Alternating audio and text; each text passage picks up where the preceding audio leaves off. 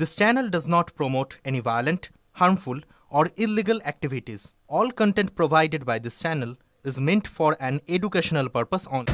নমস্কার বন্ধুরা, ভারত কি ইসরায়েলের মদতে বাংলাদেশের রংপুরকে দখলের চেষ্টা করছে? কারণ রিসেন্টলি দুটো ঘটনা বাংলাদেশে রীতিমতো ঝড় তুলে দিয়েছে। একদিকে ইসরায়েলের যে রাষ্ট্রদূত তিনি নিজে স্বীকার করেছেন যে হ্যাঁ, আমরা বাংলাদেশের ওপর নজর রাখছি। কারণ কি? কারণ হলো সেখানে নাকি ইসরায়েল বিরোধী হামাস আতঙ্কবাদীদের নতুন করে দবদবা তৈরি হয়েছে, অর্থাৎ বাংলাদেশ এখন হামাসের আঁতুড়ঘর। আর অন্যদিকে দ্বিতীয় ঘটনা যা সবচেয়ে ইন্টারেস্টিং, আর তা হলো ভারতের একাধিক থিঙ্ক ট্যাঙ্ক যাদের একটা বড় প্রভাব রয়েছে ভারত সরকারের নীতি নির্ধারণ নিয়ে। তারা খোলাখুলি দাবি করছে যে ভারতের উচিত বাংলাদেশের এই রংপুর জেলাকে পুরো দখল করা, নয়তো এটাকে কিনে নেওয়া। কারণ কি? কারণ হলো গত কিছু মাস ধরে বাংলাদেশের ভেতরে থাকা ওদের সমস্ত পুরনো রিটায়ার্ড আর্মি জেনারেল থেকে শুরু করে পলিটিক্যাল পার্টিগুলো ভারতের এই চিকেন নেক ও সেভেন সিস্টারের রাজ্যগুলোকে দখলের নামে একদিকে বিষ ছড়াচ্ছে, আবার উল্টো দিক থেকে এরাই আবার ওখানকার হিন্দু কমিউনিটির ওপর আক্রমণ করছে, ভগবান রামকে অপমান করছে, এমনকি হিন্দু মন্দিরগুলোতেও আক্রমণ হচ্ছে ক্রমাগত। ফলে এই মুহূর্তে পরিস্থিতি যেদিকে এগোচ্ছে তাতে এটুকু কনফার্ম যে ডিপ স্টেট বা আমেরিকা যে কোনো মূল্যে এমনটা চাইছে যে ভারত আর বাংলাদেশের মধ্যে কিছু একটা কনফ্লিক্ট হোক। আর এটা কিন্তু এমনি এমনি নয়, এক্স্যাক্টলি যেভাবে ওরা ইসরায়েল আর গাজার যুদ্ধ প্ল্যান করেছিল সেম ধরনের কিছু এখন কিন্তু বাংলাদেশের সাথেও হতে পারে। ফলে স্বাভাবিকভাবেই এই সমস্ত নিয়ে প্রশ্ন উঠবে, সত্যি কি হামাস এখন বাংলাদেশে ঘাঁটি গেড়ে বসেছে? আর এই সুযোগেই ইসরায়েল ভারতের মদতে বাংলাদেশের ওপর কোনো বড় অপারেশন চালাতে পারে?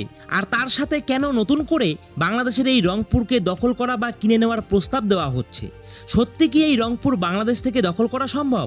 আর এই সমস্ত কিছুর পেছনে আমেরিকার কি হাত রয়েছে? তো সবটাই জানবো আজকের এই ভিডিওতে। তো ভীষণ গুরুত্বপূর্ণ একটা ভিডিও, তো অবশ্যই সম্পূর্ণ দেখার চেষ্টা করুন, অনেক তথ্য আপনারা কিন্তু পেয়ে যাবেন।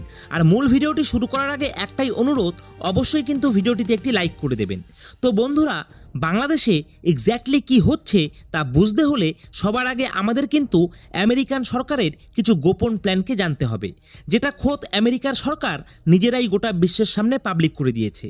মানেটা একটু সহজভাবে বলি, আমেরিকা এত বছরে গোটা বিশ্বে যে যে কুকর্ম করেছে তার ফাইল পাবলিক করা হচ্ছে। আর এগুলোকে পড়লে বাংলাদেশকে নিয়ে কি প্ল্যান রয়েছে তা কিন্তু সকলের জন্য বোঝা অনেকটা সহজ হয়ে যাবে। তো একদম সহজ ভাষায় বলছি, এটুকু তো আপনারা সকলেই জানেন যে আমেরিকার একটা প্রকল্প ছিল US-8 নামে, যার আওতায় আমেরিকার সরকার গোটা বিশ্বে ফান্ড করত ডেভেলপমেন্ট, হিউম্যান রাইটস এবং গরিবদের সাহায্যের নামে, যেটা ইলন মাস্ক বন্ধ করিয়ে দেয় ট্রাম্প ক্ষমতায় আসার পর। তো এত বছরে এই সংস্থা কোথায় কোথায় ফান্ড করেছিল তা এখন ফাঁস করা হচ্ছে, যার আওতায় গতকাল ইলন মাস্ক একটা টুইট করে, যেখানে উনি একটা অফিসিয়াল রিপোর্টকে কোট করে এমনটা দাবি করেন যে এই US-8 আসলে গোটা বিশ্বের আতঙ্কবাদীদের ফান্ড করছে। আর শুধু তাই নয়, এই রিপোর্টটা দেখুন যেটা গতকাল সামনে এসেছে। এর মতে বিশ্বের সবচেয়ে বড় আতঙ্কবাদীদের সংগঠন আল কায়দাকেও $9 মিলিয়ন পাঠানো হয়েছিল 2024 সালে। কার দ্বারা? না এই আমেরিকান এডের দ্বারা। আর শুধু তাই নয়, এর সাথে আরেকটা রিপোর্টও সামনে আসে, এটা দেখুন, এটাও গত কয়েকদিন আগের, যেখানে পুরো ডিটেলস দেওয়া আছে কিভাবে আমেরিকার এই এইড গোটা বিশ্বের বিভিন্ন দেশের ইলেকশনকে ইনফ্লুয়েন্স করে, মানে সহজ ভাষায় রেজিম চেঞ্জ করে। এছাড়াও বিভিন্ন দেশের বড় বড় নেতাদের ওরা কিন্তু কিনে রেখেছে, এবং ইলন মাস্কের দাবি এতে জোর সরোজের মতো ডিপ স্টেটের লোকেদের ডিরেক্ট হাত রয়েছে। আর আপনারা হয়তো জানবেন আমাদের দেশের একজন বড় পলিটিশিয়ান এবং তার পলিটিক্যাল পার্টি এই জোর সরোজের খুব বড় ভক্ত। আর এটাকে নিয়ে তো ইতিমধ্যে গত ফেব্রুয়ারিতে আমাদের ভারত সরকারও অফিসিয়াল পয়েন্ট দিয়েছিল যে কিভাবে আমেরিকার এই সমস্ত ফান্ডিং ভারতের ভেতর বিদেশি ইন্টারফিয়ারেন্স করা থেকে শুরু করে দাঙ্গা লাগানো, রিলিজিয়াস কনভার্সন, জেহাদ সব কিছুতেই কিন্তু সাপোর্ট দিচ্ছিল বিভিন্ন এনজিওর মাধ্যমে। কিন্তু গল্পটা এখানেই শেষ নয়। গত 22 তারিখে আমেরিকার যে ন্যাশনাল ইন্টেলিজেন্সের ডিরেক্টর তুলসী গ্যাবার্ড তিনি কিছু পুরনো ডকুমেন্টসকে অ্যাগেইন পাবলিক করে দেয়। আর সেখানে সবচেয়ে বড় খোলাসা হয়, এখানে বলা হয় যে আমেরিকা গোটা বিশ্বে প্রায় 30টার মতন ল্যাবে ফান্ডিং দিয়েছিল। কি জন্য? না ভাইরাস তৈরির জন্য, যার মধ্যে একটা কিন্তু চীনের ওই উহান ল্যাব ছিল, সেখান থেকেই কিন্তু পুরো কোভিড ভাইরাস ছড়ানো হয়। আর এই সমস্ত আমেরিকার সরকারি রিপোর্ট ভুল হওয়ার তো কোনো প্রশ্নই নেই। কিন্তু প্রশ্ন হচ্ছে, আমি আপনাদের এই সমস্ত খবর কেন দিলাম, আর এর সাথে বাংলাদেশের কি সম্পর্ক? এবার বুঝুন। তবে এই সম্পর্কটা একটা বিরাট সম্পর্ক। এতক্ষণ যা যা বললাম তার থেকে এটুকু আশা করি বুঝতে পারলেন যে গোটা বিশ্বে যত আতঙ্কবাদী রয়েছে, ইসলামী জিহাদি রয়েছে, তা যে দেশেরই হোক না কেন, তাদের কন্ট্রোল ঘুরে ফিরে কিন্তু আমেরিকার হাতেই রয়েছে।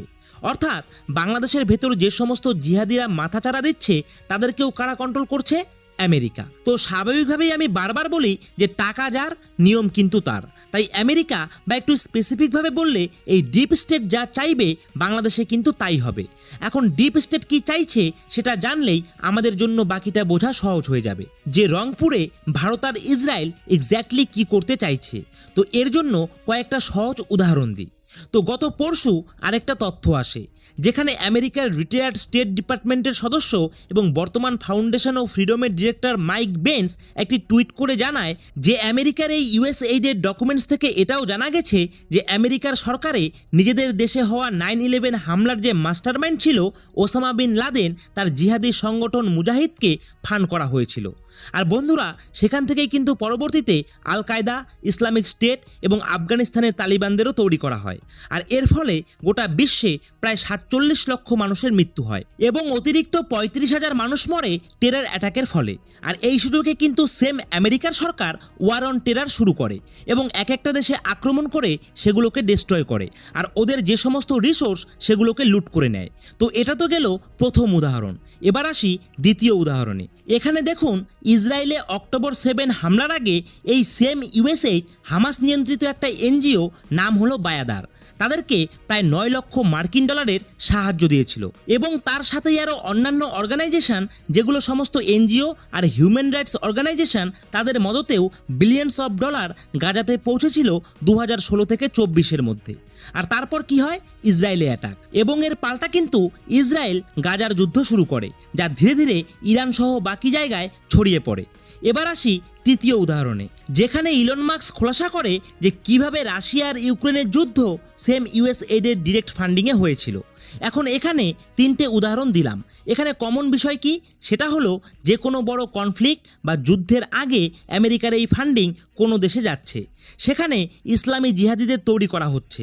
তারপর ওরা এমন কিছু করছে যার ফলস্বরূপ প্রতিবেশী দেশের সাথে বড় কোনো যুদ্ধ হচ্ছে, যার আওতায় প্রথমে এই সেম এইড দিয়েই ওসামা বিন লাদেনের জিহাদকে ফান্ড করা হয়, যারা পরবর্তী সময়ে আমেরিকার ওপরে অ্যাটাক করে, আর তার বিনিময়ে ওরা একাধিক দেশকে ধ্বংস করে দেয়। সেমভাবে হামাসকে প্রথমে ফান্ড করা হয় যাতে ওরা পুরো ফোর্স তৈরি করে, যা পরবর্তীকালে ইসরায়েলে অ্যাটাক করে এবং গাজার যুদ্ধ শুরু হয়। আর তার সাথে সেম ফান্ড ইউক্রেনে যায় এবং জেলেনস্কি রাশিয়ার বিরুদ্ধে লড়াইয়ের নামে ন্যাটোতে যোগ দিয়ে ন্যাটোর ফোর্সকে রাশিয়ার সীমান্তে আনার জন্য চেষ্টা করতে থাকে, যার ফলস্বরূপ ইউক্রেনে যুদ্ধ শুরু হয়। এবার খেয়াল করুন, এক্স্যাক্টলি সেম প্যাটার্ন বাংলাদেশেও দেখা যাচ্ছে। ভারত হাসিনার ওপর থেকে সাপোর্ট সরাতে আমেরিকার ফান্ডের মদতে গোটা বাংলাদেশ জুড়ে একাধিক ইসলামী সংগঠন তৈরি হয়, যারা একদিকে ভারত বিরোধী আতঙ্কবাদীদের সাপোর্ট দিচ্ছে, আর অন্যদিকে ভারতের একাধিক রাজ্য দখলের জন্য জনমত তৈরি করছে। কিন্তু গল্পের আসল টুইস্ট আসে কিছুদিন আগে, যখন গত 18 তারিখে ইসরায়েলের যে রাষ্ট্রদূত, তিনি ভারতে বসে দাবি করেন যে এখানে বাংলাদেশে শুধুমাত্র ভারত বিরোধী নয়, বরং ইসরায়েল বিরোধী হামাসকেও এন্ট্রি দেওয়া হচ্ছে। আচ্ছা, এবার আপনাদের একটু মনে করিয়ে দিতে চাই যে পেহেলগাম টেরর অ্যাটাকের আগেও সেম হামাস পিওকেতে যায়, আর তারপরেই হয়তো আপনাদের মনে আছে পেহেলগাম টেরর অ্যাটাক হয়, আর তারপর অপারেশন সিঁদুরও হয়। তো স্বাভাবিকভাবেই এখন কিন্তু পুনরায় সেম প্যাটার্নে সবটা চলছে বাংলাদেশের ভেতরে। এখন প্রশ্ন হলো, তাহলে কি বাংলাদেশেও এমন কিছু হবে? মানে ভারতে টেরর অ্যাটাক হলো আর ভারতও পাল্টা অ্যাটাক করলো, এমন কি কিছু হতে পারে? ওয়েল, এখানে বিষয়টা একটু ট্রিকি, কিন্তু কেন?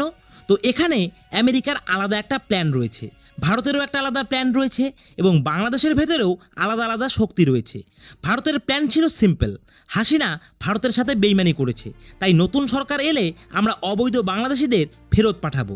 আর আমেরিকার ডিপ স্টেটের প্ল্যান হলো যদি বাংলাদেশকে কাজে লাগিয়ে ভারতের চিকেন নেকে কিছু করা যায় তাহলে এখানে ভারত আর বাংলাদেশের আলাদা একটা যুদ্ধ শুরু করা যাবে এবং ভারতকে একটু ব্ল্যাকমেইলও করা যাবে। কিন্তু উল্টো দিকে বাংলাদেশের মধ্যে আমেরিকার জন্য সমস্যা হলো 2 থেকে 3টে ফ্যাকশন আছে। একটা ফ্যাকশন হলো সম্পূর্ণ প্রো জেহাদি যারা ভারতে অ্যাটাক করতে চাইছে, আর এটাই আমেরিকার তৈরি। আরেকটা ফ্যাকশন হলো সম্পূর্ণ প্রো ভারত যারা ভারতের বিরুদ্ধে যেতে চাইছে না। আর তৃতীয় একটা ফ্যাকশন আছে যারা প্রো পাকিস্তান আর ভারত বিরোধী, কিন্তু এরা সরাসরি ভারতের সাথে কনফ্লিক্টে যেতে চাইছে না। ওরা চাইছে ভারত বিরোধিতাকে মনিটাইজ করে বাংলাদেশের ক্ষমতায় টিকে থাকতে। এতে কি হবে? এতে ভারত বিরোধী যে সমস্ত বিদেশি ফান্ডিং সেগুলো দেশে আসবে আর ওরা ক্ষমতাতেও টিকে থাকবে, কিন্তু ভারতকে বেশি চটাতে চাইছে না বা এমন পরিস্থিতি তৈরি করতে চাইছে না যাতে ভারত বাংলাদেশে অ্যাটাক করে। আর এই সেম অবস্থা বাংলাদেশের আর্মির ভেতরে। তো এমন অবস্থায় ভারতে হামলাকারী যে ফ্যাকশন তাকে আরও শক্তিশালী করতে এখানে হামাসের এন্ট্রি করাতে চাইছে আমেরিকা, যেভাবে ওরা পাকিস্তানে করেছিল। এতে করে কি হবে? এতে করে দুটো ফায়দা হবে আমেরিকার। এক হলো ইসরায়েল এদিকেও ইনভলভ হবে, যেটা ইসরায়েলের রাষ্ট্রদূত তো কনফার্ম করেই দিয়েছে। আর অন্যদিকে এরা কোনোভাবে যদি বাংলাদেশের ভেতরে থাকা এই প্রো ভারত ফ্যাকশনকে দমিয়ে রাখতে পারে এবং কোনো অ্যাটাক ভারতের ওপর করতে পারে তাহলেই কেল্লাফতে, তাহলেই ভারত বাংলাদেশের লড়াই কনফার্ম। তো এখন প্রশ্ন উঠছে যে এই সবের মধ্যে বাংলাদেশের রংপুরকে নিয়ে সমস্যাটা কোথায়? তো চলুন এই বিষয়টা আপনাদেরকে একটু সহজ ভাষায় বুঝিয়ে বলি। দেখুন, আমেরিকা যা করছে তা যে আমাদের ভারত সরকার জানে না তা কিন্তু নয়। আমেরিকা বাংলাদেশের ভেতরে কি করছে সেটা কিন্তু আমাদের ভারত সরকার প্রতিটি পদক্ষেপে নজর রাখছে, কিন্তু ভারত বাংলাদেশের ডিরেক্ট অ্যাটাক করতে চাইছে না, কারণ এতে করে আমেরিকার ডিপ স্টেটের ফায়দা হবে। সব থেকে বড় যে ফায়দাটা তাদের হবে সেটা হচ্ছে তারা হাতিয়ার বিক্রি করতে পারবে আর বাংলাদেশের ভেতরে থাকা রিসোর্স লুট করতে পারবে, আর ভারতের ইকোনমিও এতে করে একটু ক্ষতির মুখে পড়তে পারে। কিন্তু আমরা পুরোপুরি এটা ছেড়ে দিতেও পারি না। আমাদের এই ধরনের পরিস্থিতির জন্য তৈরি থাকতে হবে, কারণ ডিপ স্টেট পুরোদমে বাংলাদেশে ইন্টারফেয়ার করেছে। এখন এমন অবস্থায় যদি সত্যি চিকেন নেক এলাকায় কিছু একটা হয় তার জন্য ভারতের প্ল্যান হলো এর একটা পার্মানেন্ট সলিউশন। এক্ষেত্রে প্রথমে আসামের মুখ্যমন্ত্রীর তরফ থেকে একটা সিগন্যাল দেওয়া হয় বাংলাদেশকে গত বছর, যে যদি এখানে বাংলাদেশের সাথে কনফ্লিক্ট হয় আমরা কিন্তু বাংলাদেশের এই রংপুরকে দখল করব। কেন? কারণ এতে আমাদের চিকেন নেকের যে সমস্যা সেটা চিরদিনের জন্য মিটে যাবে। আর বন্ধুরা, এই বয়ানটা বেসিক্যালি বাংলাদেশের মিলিটারির জন্য সিগন্যাল ছিল, যাতে ওরা তাদের দেশের ভেতর নিয়ন্ত্রণ রাখতে পারে। কিন্তু গত কিছুদিনে মনে হচ্ছে আমেরিকা নিজেদের তৈরি করা সেই সমস্ত অ্যাসেটসকে আবারও মুভ করাচ্ছে। তো স্বাভাবিকভাবেই এমন অবস্থায় আরও একবার ভারতীয় মিডিয়া আর আমাদের থিঙ্ক ট্যাঙ্কের মাধ্যমে এই রংপুর ডিভিশন দখলের একটা পরিকল্পনার কথা ছড়ানো হচ্ছে। এটা আবারও বলছি, বাংলাদেশের জনগণের জন্য নয়, বরং ওদের ফোর্স আর বাংলাদেশ সরকারের জন্য। কারণ এতে করে কি হবে? এতে করে বাংলাদেশের ওপর চাপ তৈরি হবে। ভারত সরকার কিন্তু ইতিমধ্যে একটা প্ল্যান টেবিলে রেখেছে যে প্রয়োজন পড়লে রংপুরকে আমাদের টার্গেটে রাখতে হবে। তাই এই এলাকার আশেপাশে গ্রাউন্ড বেস তৈরি করা হয়েছে, পুরনো এয়ারবেস চালু হচ্ছে। এছাড়াও অতিরিক্ত এয়ার ডিফেন্স সিস্টেম, সেনা সবকিছু এই এলাকায় মোতায়েনের সাথে সাথে গত 1 বছর ধরে খেয়াল করে দেখবেন যে ক্রমাগত যুদ্ধাভ্যাস চলছে নর্থ ইস্টের রাজ্যগুলোতে, যাতে করে এই ধরনের টেরিনে বড় অপারেশন চালানোর জন্য সেনা সবসময় প্রিপেয়ার থাকে। অর্থাৎ এমন নয় যে ভারত কাল পরশু অ্যাটাক করে দেবে, কিন্তু এটা করার জন্য প্ল্যান আর ফোর্স দুটোই রেডি রাখা হচ্ছে। এখন বাকিটা ডিপেন্ড করছে বাংলাদেশের সেনাবাহিনী আর বাংলাদেশের সরকারের ওপর। ওরা কি আমেরিকার চাপ সহ্য করেও এখানে ভারত বিরোধী এলিমেন্টসকে কন্ট্রোল করতে পারবে? কিন্তু সমস্যা হলো, ভারত থেকে যে লাখো লাখো জিহাদি বাংলাদেশে ফেরত পাঠানো হচ্ছে বা আগামী দিনে হবে, এটাকেই হাতিয়ার বানিয়ে এখন আমেরিকার ডিপ স্টেট একটা জনমত তৈরি করছে রেডিক্যাল ইসলামিস্টদের একজোট করে। এমন অবস্থায় ভবিষ্যতে যা কিছু হতে পারে, উপরন্তু যদি হামাস এতে সাহায্য করে তো ডেফিনেটলি অ্যাটাকের সম্ভাবনা আরও বেড়ে যায়।